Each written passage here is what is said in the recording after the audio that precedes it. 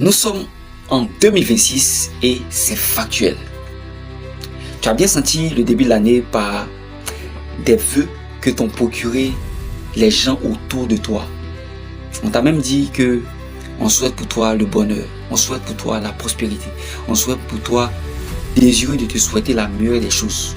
Mais comme on le sait et que l'histoire nous a déjà démontré, en 2025, on nous avait dit ça en début d'année.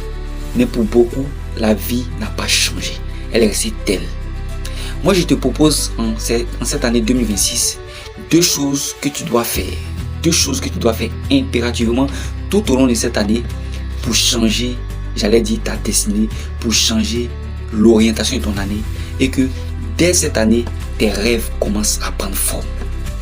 La première chose que je te conseille de faire en cette année 2026, c'est d'apprendre une formation. J'allais dire même d'apprendre un métier. Beaucoup voudront faire dans l'avitaillement. Beaucoup voudront faire dans la cordonnerie. Qu'attends-tu? Qu'attends-tu? Lance-toi maintenant. Apprends quelque chose de pratique en cette année 2025. Prends ton temps et apprends quelque chose de pratique. Qu'à la fin de cette année 2026, tu saches faire de tes 10 doigts.